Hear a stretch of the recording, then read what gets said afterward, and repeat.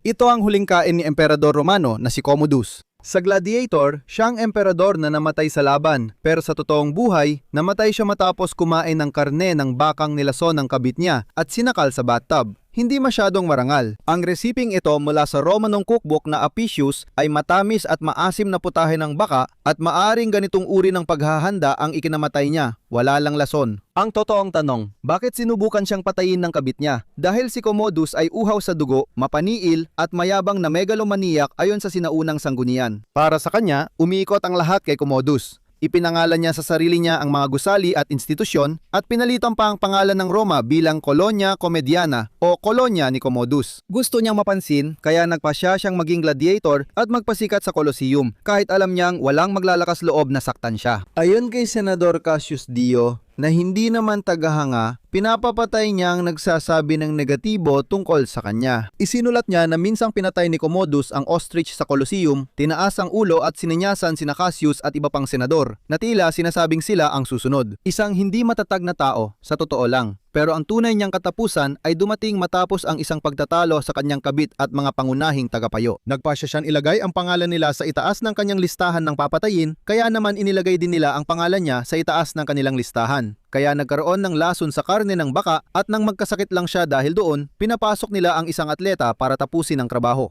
Ngayon, hindi ako gumamit ng kahit anong lason sa karne ng baka na niluto ko. Karamihan dito ay pulot, datiles at garum, ang fermented na sarsa ng isda ng sinaunang Roma na talagang masarap. Sa totoo lang, isa ito sa pinakamahusay na pagkaing Romano na nagawa ko. Para sa iba pang sinaunang pagkaing Romano, sundan ako sa YouTube at ilalagay ko ang recipe sa tastinghistory.com.